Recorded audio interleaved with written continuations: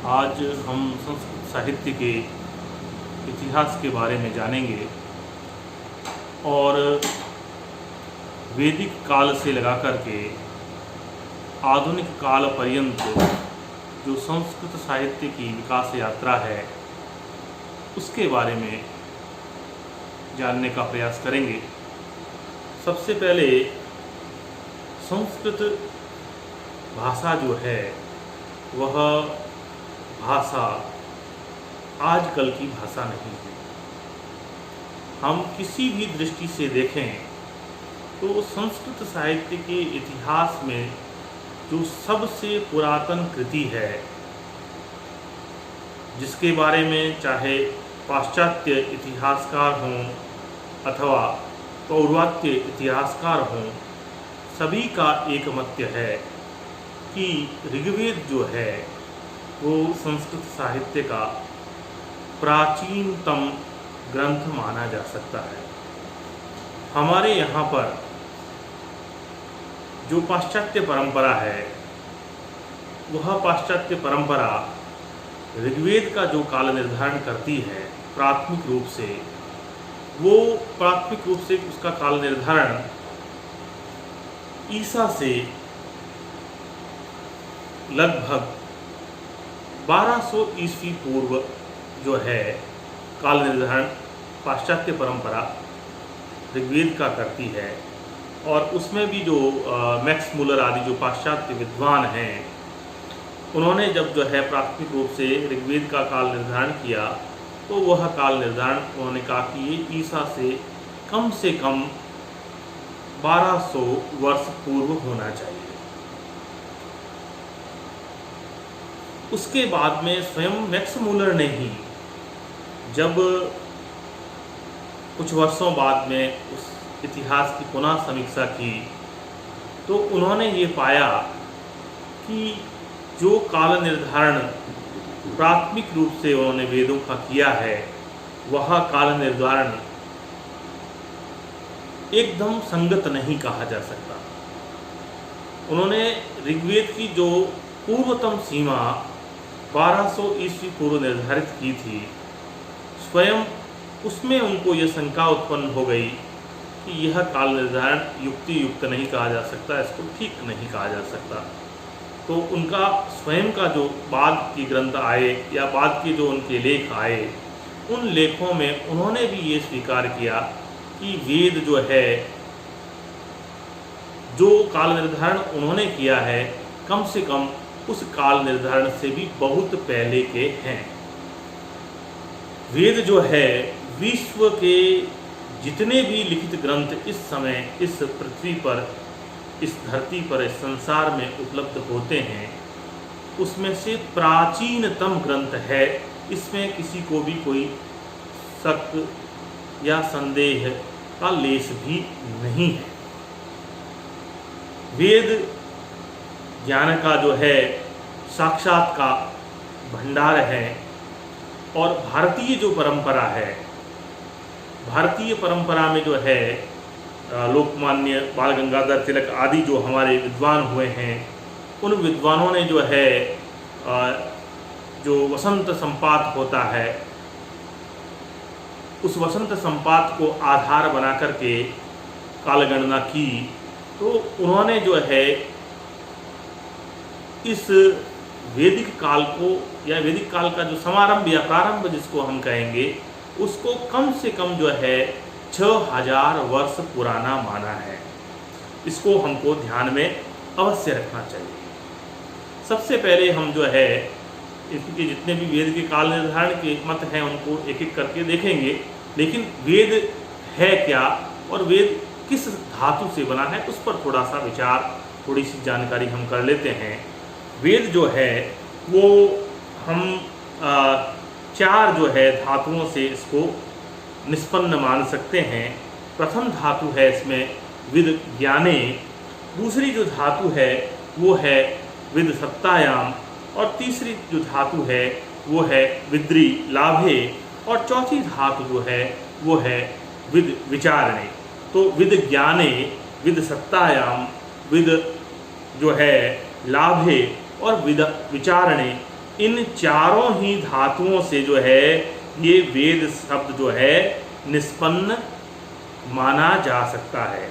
विदन्ति, जानन्ति, विद्यन्ते, भवन्ति अथवा विन्दन्ते, लभन्ते, विन्दन्ति, विचारयन्ति सर्वे मनुजा सत्यविद्यां यैर्येषु वा तथा विद्वांसश्च भवन्ति ते वेदा। ये जो है निर्वचन कहें या जो है व्याख्यान कहें, वो महर्षि दयानंद का जो है वेद पद का जो है निर्वचन है। इसमें जो है हमने पहले जैसा कि मैंने 4 धातुओं से निष्पन्न इसको बताया, तो प्रथम धातु जो विद ज्ञाने हैं उससे विदन्ति, जानन्ति अनेना इति वेदः, ऐसा जो है निर्वचन करेंगे। दूसरी जो धातु मैंने कहा था विद सत्तायाम, सत्ता होना, अस्तित्व होना, उसके अर्थ में विद धातु है, तो विद्यन्ते भवन्ति अनेन इति वेदः, ऐसा जो है द्वितीय निर्वचन किया जा सकता है। और तीसरा जो है मैंने अभी आपको कहा था कि विदल्भी लाभे, लाभ के अर्थ में जो विदल्भी धातु है उससे विन्दन्ते, लभन्ते इति अनेन इति वेदः, ऐसा जो है तृतीय निर्वचन किया जा सकता है। और जो चतुर्थ धातु थी विद विचारणे, विचार करने के अर्थ में, तो उससे भी जो है हम इसका निर्वचन करेंगे। तो विदन्ति, विचारयन्ति सर्वे मनुजा किम विचारयन्ति, क्या विचार करते हैं मनुष्य, तो कहा सत्य विद्या, सत्य विद्या का विचारणा जिसके द्वारा करते हैं, या यही येसु वा, जिन वेदों के द्वारा करते हैं या जिन वेदों में जो है करते हैं, ऐसे जो है वो वेद हैं। तो इस प्रकार से हम देखते हैं कि वेद शब्द का हम चतुर्धा निर्वचन कर सकते हैं। तो इस दृष्टि से जो है विद्यते, ज्ञायते अनेन इति वेद, तो जिसके द्वारा ज्ञान प्राप्त किया जाए वह वेद है। इस प्रकार से वेद का जो मुख्य अर्थ है, वह मुख्य अर्थ जो है वो ज्ञान है। और अब वेद जो है वस्तुतः क्या है कि हमारा परंपरा प्राप्त जो प्रामाणिक ज्ञान है वह ज्ञान है, और जिसकी चरितार्थता जो है युगों युगों तक जो है बनी रही है और आगे भी जो है उसकी चरितार्थता बनी रहेगी। इस प्रकार का जो वेद है वो हमारा सबसे पुरातन ग्रंथ इसको कहा जा सकता है। और उसमें भी जो है वेद को जो है प्राथमिक रूप से अगर कहा जाता है तो वेद को जो है वेद की एक वाक्यता स्वीकार की गई है। तो एक वाक्यता स्वीकार करने का मतलब ये है कि वेद जो है मूल रूप से एक ही है, लेकिन पठन पाठन और जो है अध्ययन अध्यापन और उसको जो है अलग अलग शाखाओं के अनुसार जो है उसका विस्तार या विभाजन करने से जो है हम वेदों का अलग अलग प्रकार से जो है विभाग करते हैं। और उसमें जो है ऋग्वेद, यजुर्वेद, सामवेद और अथर्ववेद, इस प्रकार से हम वेद का जो है वह चतुर्धा विभाजन करते हैं। अब इस विभाजन में भी जो है कई बार हमारे सामने जो है यह बात आती है कि वेदत्रयी, और हम कहते हैं कि वेद 4 है। तो इसमें किसी भी प्रकार का कोई संशय नहीं है। जब हम वेदत्रयी कहते हैं तो हम 3 विधाओं में जो वेद है उसका उल्लेख करते हैं। तो वो 3 विधाएं हैं ऋक्, यजुस् और साम। ऋक् का अर्थ है जब छंदोबद्ध है, जिसमें परिमित जो है अक्षर है, और परिमित अक्षर होने के साथ ही जहाँ छंदोबद्धता है वहाँ उस मंत्र को हम ऋक् कहते हैं। और जहाँ पर ऋक् या ऋचाओं का संग्रह है वह वेद जो है वह ऋग्वेद के नाम से अभिहित किया जाता है।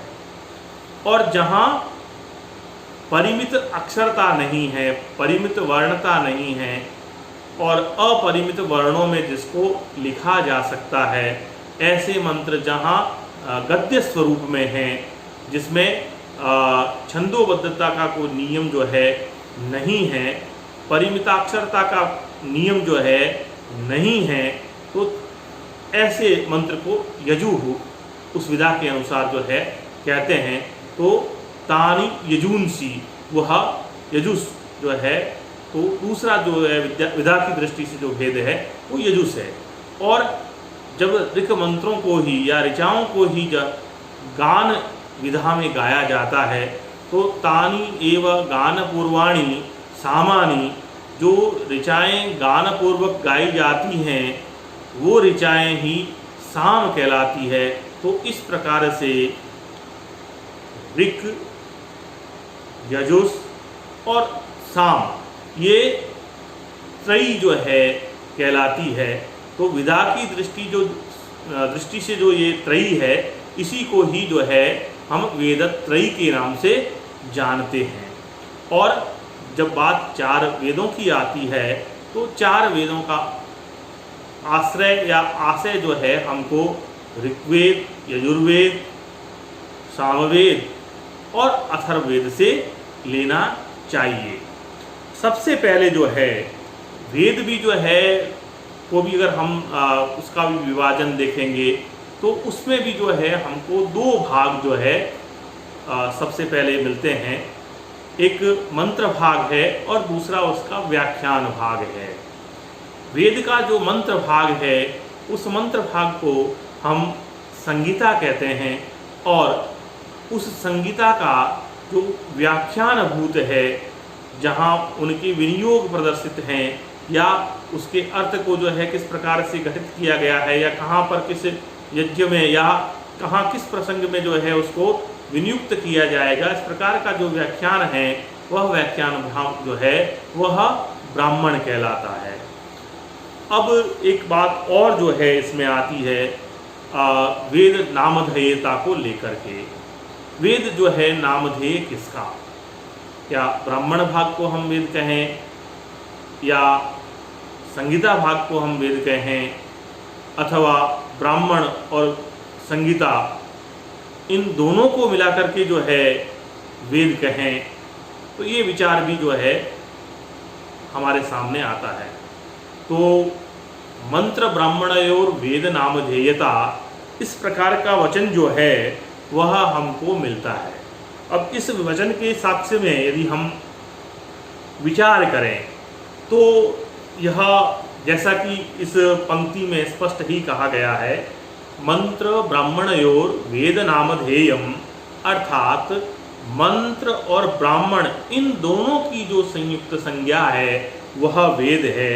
और ऋषियों ने जिस दिव्य ज्ञान का साक्षात्कार जो है अपनी बुद्धि से, अपने ऋषि तत्व से किया था, वह तो वस्तुतः मंत्र भाग ही था।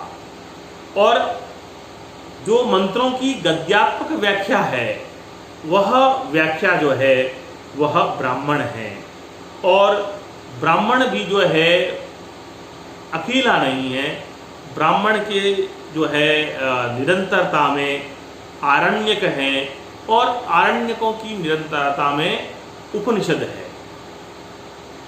हर वेद का अपना ब्राह्मण है और उस ब्राह्मण का अपना आरण्यक है और उसी परंपरा में उसका उपनिषद भी है। तो एक जो है निरंतरता जो है वह उस मंत्र के, वेद के मंत्र के व्याख्यानभूत ब्राह्मण और ब्राह्मण के बाद में आरण्यक और उपनिषद तक की यात्रा जो है वो चलती है।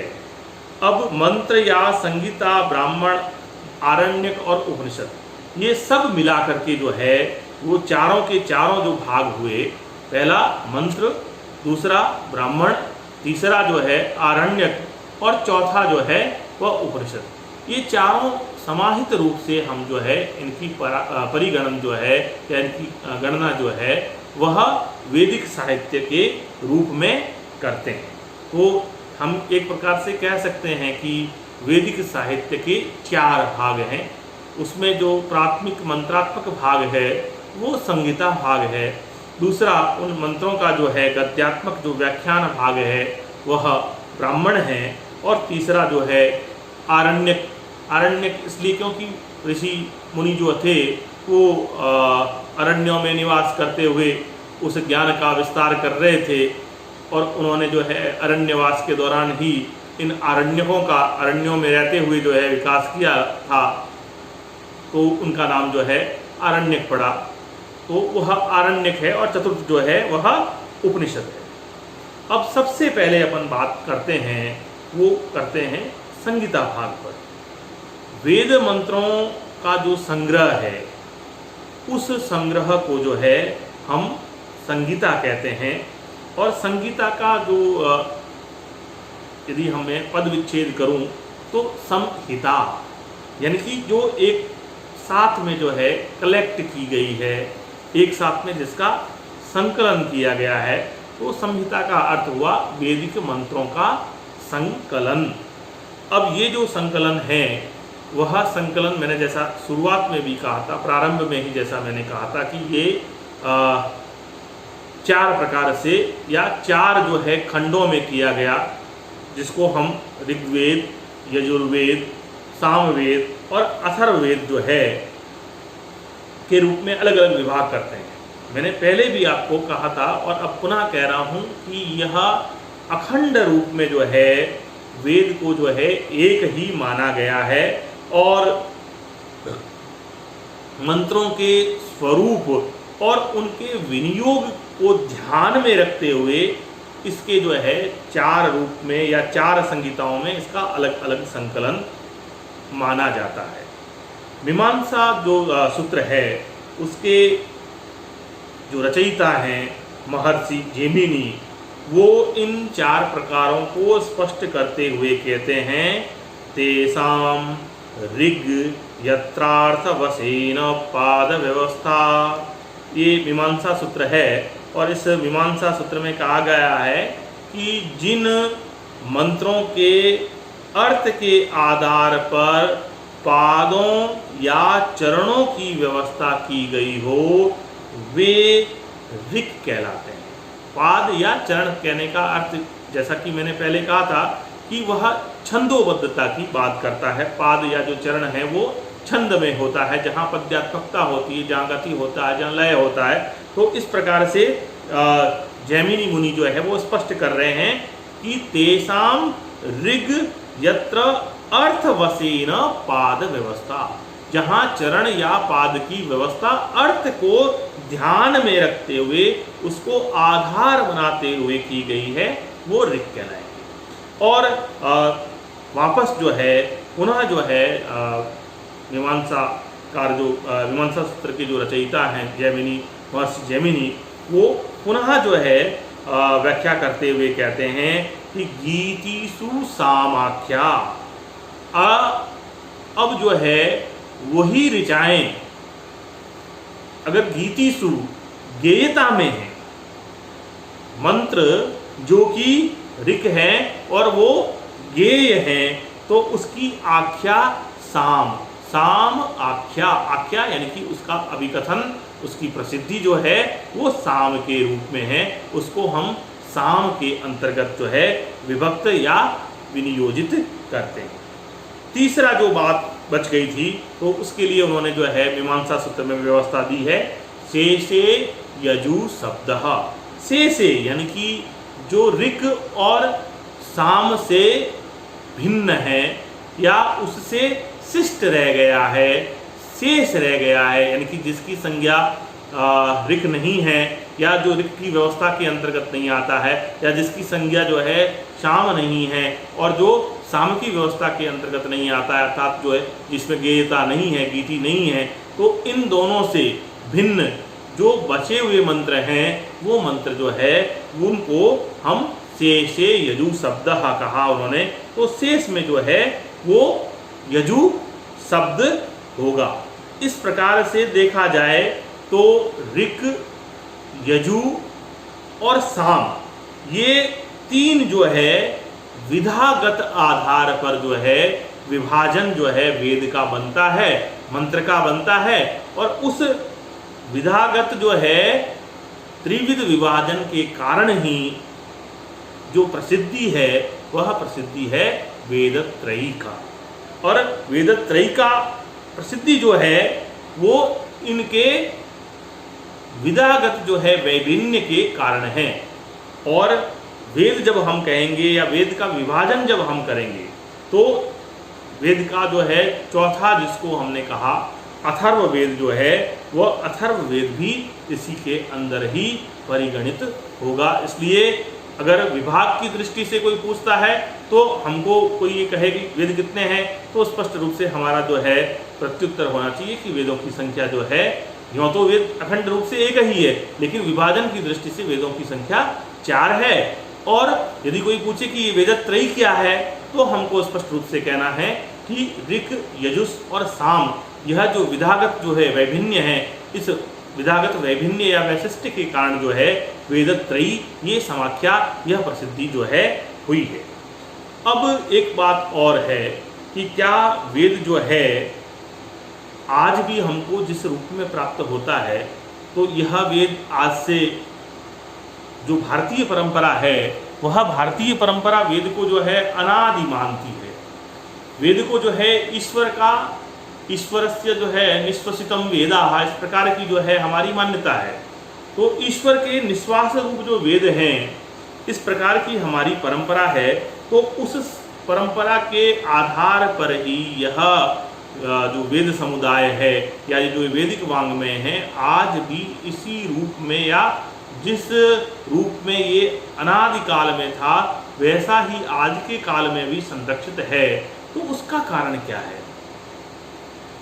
कुछ लोग जो है इतिहासकार वो ये मानते हैं कि पूर्व में लिपि नहीं थी, तो लिपि न होने पर भी इन वेदों का इस स्वरूप में संरक्षण जो हुआ इस दिव्य भूमि भारत पर, यहाँ के वेदविज्ञों ने, यहाँ के वेद विद्वानों ने, यहाँ के पंडितों ने किस प्रकार से इस वेद को जो आज से अनंत काल पूर्व तक भी माने या जो है दूसरी परंपराओं को भी माने, तो आज से जो है 10,000, 15,000, 20,000 वर्ष पूर्व जैसा स्वरूप उसका था वही स्वरूप आज तक बना रहा। उसका कारण क्या? वह कैसे उस स्वरूप को उसी रूप में संरक्षित कर पाए, इस पर थोड़ा सा हमको विचार करना चाहिए। तो वेद की वो एक जो नाम है वह नाम है श्रुति। श्रुति कस्मात्, श्रुति श्रवणात्। अगर हम जो है लिपि का अभाव भी माने, वैसे मेरा ये मानना है कि जो लोग ये कह रहे हैं कि वेद का काल 1200 ईस्वी पूर्व ही था, तो 1200 ईस्वी पूर्व के तो कई जो है शिलालेख हमको इस समय प्राप्त होते हैं। एक शिलालेख जो है जो वेद से भी जुड़ा हुआ है और लिपिबद्ध भी है, ऐसा ही शिलालेख जो है बोगज़कई का जो है शिलालेख है, और जिसका इतिहास निर्धारण जो है वो इतिहासकार कम से कम जो है 1200 ईस्वी पूर्व करते हैं। रूस में जो है ये बोगज़कई स्थान आता है, और उसमें जो है वैदिक देवताओं के साक्ष्य में, उनकी साक्षी में कोई समझौता हुआ, उसका उल्लेख जो है उस अभिलेख में, उस शिलालेख में है। तो इससे ही यह स्पष्ट हो जाता है कि जिस समय का वह शिलालेख है वहाँ तक तो जो है आपकी लिखित गति जाती ही है, लेकिन हमारी जो वेद की जो है श्रुति परंपरा है वो हजारों हजार वर्ष पुरानी है। वो 5-7-10 हजार वर्ष कहें तो भी मेरे हिसाब से ठीक नहीं होगा, क्योंकि हम वेद को जो है अनादि और जो है अनंत मानने वाली परंपरा के पोषक आचार्य हैं। तो हमारा यह स्पष्ट मानना है कि ईश्वर का जो निश्वसित रूप जो वेद हैं वह श्रुति परंपरा से एक पीढ़ी से दूसरी पीढ़ी को लगातार जो है स्थानांतरित, संक्रमित होते रहे। एक पीढ़ी ने जो है उसको उसी स्वरूप में जो है श्रुति रूप में अपने मन मस्तिष्क में, अपने कंठ में धारण किया, और उसको उसी रूप में जो है अपनी शिष्य परंपरा के माध्यम से जो है अगले पीढ़ी को जो है उन्होंने स्थानांतरित किया। और इस प्रकार से एक पीढ़ी से दूसरे पीढ़ी तक, दूसरी से तीसरी, ऐसे हजारों पीढ़ियों की जो है श्रुति की जो परंपरा की जो यात्रा है वह यात्रा चली। और वेद आज भी उसी परंपरा के कारण ही जो है उसी स्वरूप में हमको प्राप्त हो पाए हैं। इसलिए निश्चय ही उन वेद विज्ञों का, उन वैदिक विद्वानों का हमें आभारी, कृतज्ञ होना ही चाहिए कि उन्होंने इस धरोहर को, ये धरोहर केवल भारतीय संस्कृति की धरोहर नहीं है, केवल भारतीय ज्ञान परंपरा की धरोहर नहीं है, ये धरोहर विश्व के संपूर्ण मानवता की धरोहर है। संपूर्ण मानवता का यदि कोई जो है प्राचीनतम जो है धर्म है तो वो धर्म जो है वो सनातन धर्म है। और यदि कोई प्राचीनतम ग्रंथ है तो वो हमारे वेद हैं। और उन वेदों को, जैसा कि इतिहासकार कहते हैं कि लिपि के अभाव में भी, बिना जो है त्रुटि के, और त्रुटि भी क्या, उसमें अक्षर या वर्ण या शब्द या पद की त्रुटि नहीं, मात्रा की भी त्रुटि नहीं है, उसमें उदात्त, अनुदात्त और स्वरितत्व की भी त्रुटि के बिना जो है कई पीढ़ियों ने एक पीढ़ी से दूसरी पीढ़ियों में श्रुति परंपरा के अपने अभ्यास के कारण वेद को संरक्षित रखा और एक पीढ़ी से दूसरे पीढ़ी तक उस ज्ञान को संक्रांत किया। तो उसके लिए जो है कई प्रकार की व्यवस्थाएं जो है वैदिक जो पाठक थे उन्होंने कर रखी थी। जटा पाठ, घन पाठ, उसका जो है कई प्रकार के 8 प्रकार के जो है पाठों के बारे में हम सुनते हैं कि एक ही मंत्र को किस प्रकार से अलग अलग विधि से बोला जाता था कि वो मंत्र जो है उनको उस तरह से कंठस्थ हो जाते थे कि उनमें मात्रा का छोड़िए स्वर का भी परिवर्तन जो है नहीं हो पाता था। और बिना स्वर परिवर्तन के भी अगर हम जो है अभी जो वर्तमान में जो है जिस पाणिनीय व्याकरण को हम पढ़ते हैं और उसमें ही अगर हम जो है स्वरों का विचार करते हैं तो स्वरों के भेद 132 के आसपास जाते हैं। पाणिनीय व्याकरण शास्त्र के अनुसार ही यदि हम स्वर भेद का विचार करते हैं तो 132 भेद जो है स्वरों के जाते हैं। ऐसे 132 भेदों के जहाँ जीवंत या ज्वलंत उदाहरण कहीं प्राप्य है, लोक की भाषा में आपको जो है यदि आप ढूंढने जाएंगे कि मुझे जो है 132 प्रकार के जो स्वर हैं वो सारे के सारे मिल जाएं और उनका जो है किस प्रकार से उच्चारण हो जाए या होता है वो मुझे ज्ञान प्राप्त हो जाए, तो हो सकता है कि आपको समझ में ना आए, आपको उदाहरण ना मिले। लेकिन यदि आप वेद की शरण में जाते हैं तो जिन 132 स्वर भेदों की बात जो है आचार्य पाणिनि करते हैं वो 132 के 132 भेद जो है हम वैदिकों के यहाँ उनको उदाहरण स्वरूप भी प्राप्त कर सकते हैं और उनको देख सकते हैं। अब ये जो वेद है, जैसा कि मैंने कहा कि हमारी जो परंपरा है भारतीय परंपरा, वह यह मानती है कि ये वेद जो है ईश्वर के निष्प्रसिद्ध रूप हैं और ऋषियों ने जो है तत्तद ऋषियों ने जो है तत्तद मंत्रों का जो है अपनी मेधा से, अपनी ऋषित्व शक्ति से जो है दर्शन किया। इसलिए ऋषयः कस्मात् तो कहा ऋषयः दर्शनात्, केषां दर्शनात् तो मंत्राणाम दर्शनात्। ऋषियों ने जो है जो ईश्वर के निष्प्रसिद्ध स्वरूप जो वेद हैं उन वेदों को अपने ऋषि तत्व के बल से उनका दर्शन किया। इसलिए हम जो व्यवस्था देखते हैं वेदों में उसमें ये देखते हैं कि इस सूक्त के जो ऋषि हैं वह यह हैं, इस सूक्त के जो छंद हैं वह यह है और इस सूक्त के जो है देवता जो है वो ये है। तो ऋषि, देवता और छंद, इन तीनों का जो है अलग अलग जो उल्लेख हमको मिलता है, तो उसमें भारतीय परंपरा का ये मानना है कि ये वेद जो हैं वो ऋषि प्रणीत नहीं होकर के ये ईश्वराभिहित ही हैं और ऋषियों ने उनका तत्तद मंत्रों का या तत्तद सूक्तों के तत्तद मंत्रों का दर्शन किया, इसलिए उन मंत्रों को हम इन ऋषियों के द्वारा देखा गया इस प्रकार से कहते हैं, उस प्रकार से जानते हैं कि ये सूक्त जो है वो विश्वामित्र सूक्त है या जो है नासदीय सूक्त है या जो भी पुरुष सूक्त है, जितने भी सूक्त हैं उनके अलग अलग ऋषि हैं। तो ऋषियों ने क्या किया, ऋषि जो है मंत्र के कर्ता नहीं है। कर्ता कहने का अर्थ होता है कि जैसे मैं हूँ और अभी जो है मैं कोई कार्य कर रहा हूँ या ये वीडियो जो है बना रहा हूँ, तो ये मत कर्तृक है, यानी कि मेरे द्वारा किया हुआ है, मैंने बनाया है।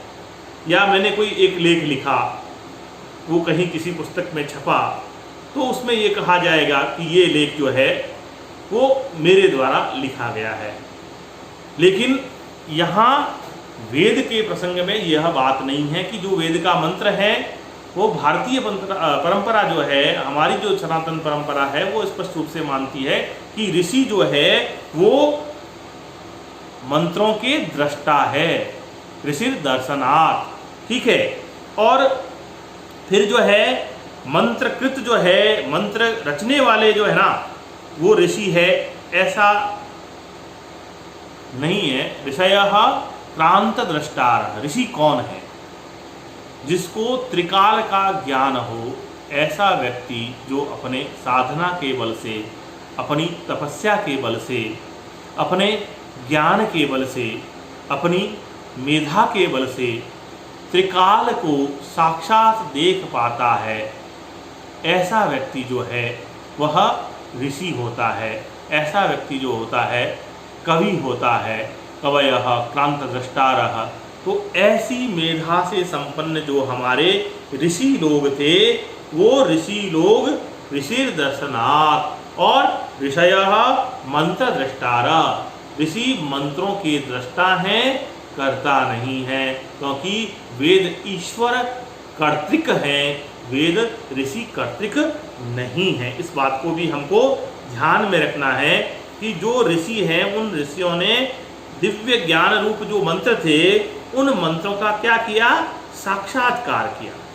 तो इस प्रकार से साक्षात्कार करने वाले उन ऋषियों को यदि हम चाहें तो उनका लाक्षणिक रूप से भली जो है उनको कह दें कि वो उन ऋषियों के ये मंत्र हैं, ऐसा हम कह सकते हैं। लेकिन वस्तु स्थिति यही है कि उन लोगों ने उन दिव्य ज्ञान स्वरूप उन मंत्रों का दर्शन किया और उसको जो है अपने हृदय में रखा और उसको एक पीढ़ी से दूसरी पीढ़ी तक जो है संक्रांत किया, और वो ज्ञाननिधि स्वरूप वेद जो है आज भी जो है हमको उसी परंपरा से प्राप्त हो रहे हैं। अब जो ये वेद है या ये वेद के जो मंत्र हैं, इसमें जो है दो बातें जो है सामने हमारे आती हैं। एक तो जैसा कि मैंने शुरुआत में ही, प्रारंभ में ही, जब वेद का निर्वचन महर्षि दयानंद की दृष्टि से हमने 4 प्रकार से किया था, तो हमने कहा था कि वेद जो है वो वेद ज्ञाने जो है धातु से निष्पन्न जब हम बनाते हैं तो वेद जो है ज्ञान स्वरूप है, पहली बात। लेकिन ज्ञान स्वरूप होने के साथ ही इन वैदिक मंत्रों का कोई उपयोग भी है, उनका विनियोग भी होता है। तो विनियोग कहाँ होता है, कैसा होता है, किस जगह होता है? तो वह होता है यज्ञ में। तो यज्ञ में जो है वैदिक मंत्रों का प्रयोग होता है।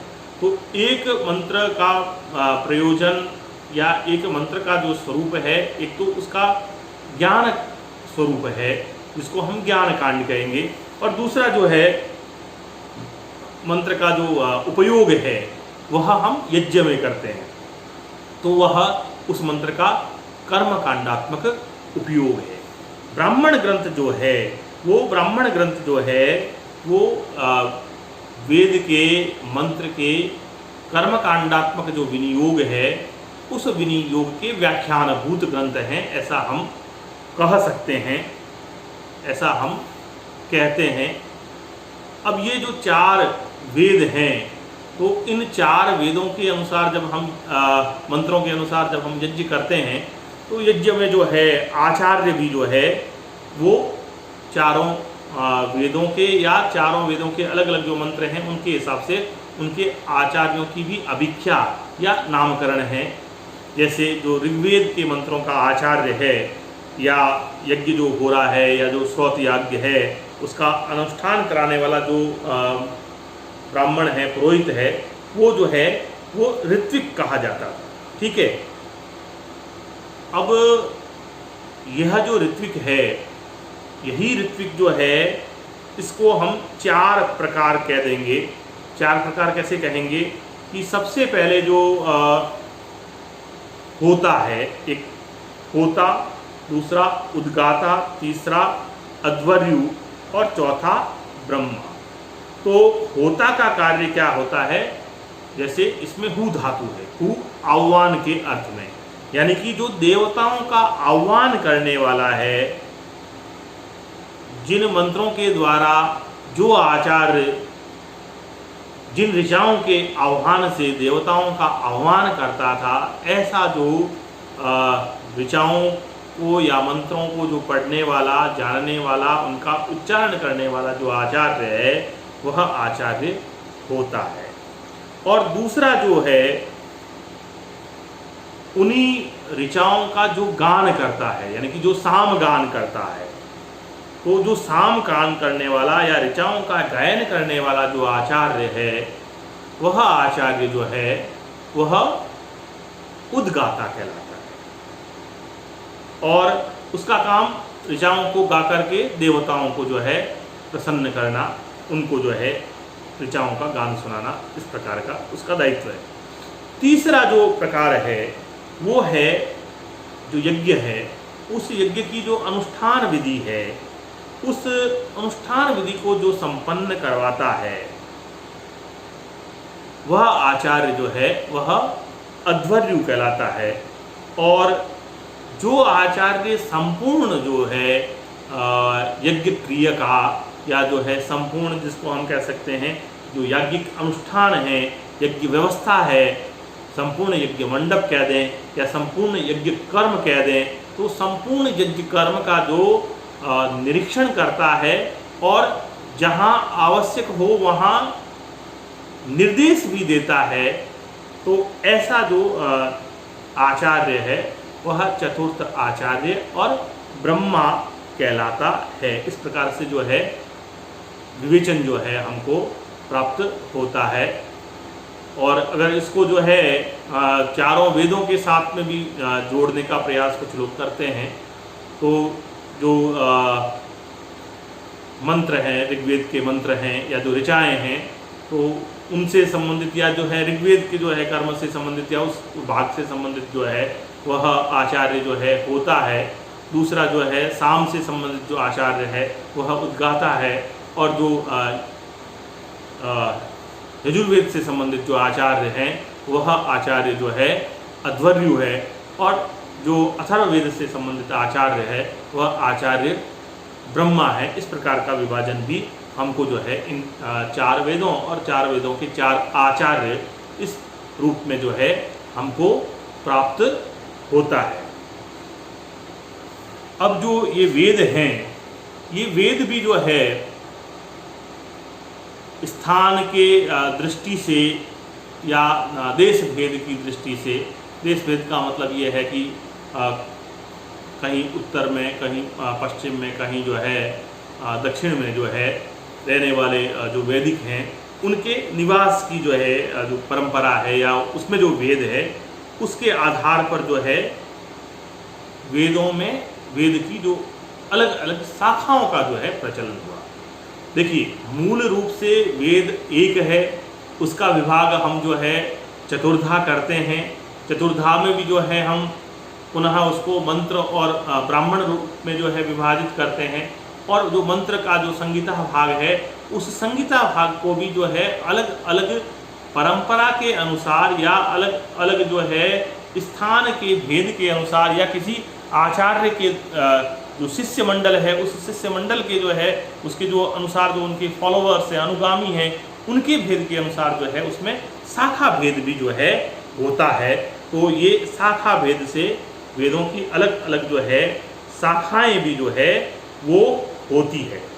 तो अगर हम देखें शाखा के नाम से, तो जो संध्या वंदन आदि करते हैं तो वो अपनी अपनी शाखाओं का उच्चारण भी जो है संध्या वंदन के समय में करते हैं। ऐसा कहा जाता है कि जो हमारे चारों वेद हैं, इन चारों वेदों की कुल मिलाकर के और 1130 शाखाएं जो है वो प्राचीन काल में भारत में, पूरे भारतवर्ष में, आर्यावर्त में जो है प्रचलित थी। इस प्रकार के अनुसंधानों से ये बात हमारे सामने आती है।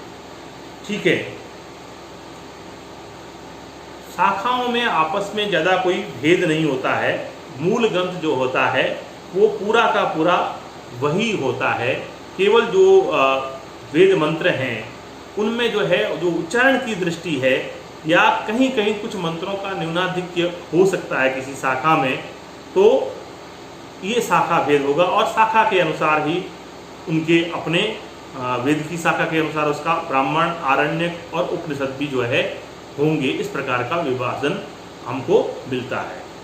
सबसे पहले जो है शाखाओं की दृष्टि से हम आते हैं तो हम देखेंगे कि मैंने जैसा कहा कि पूरे जो है वेद की जो है, चारों वेदों की जो है कम से कम जो है 1000 जो गणना करेंगे तो 1130 शाखाओं का उल्लेख हमको मिलता है।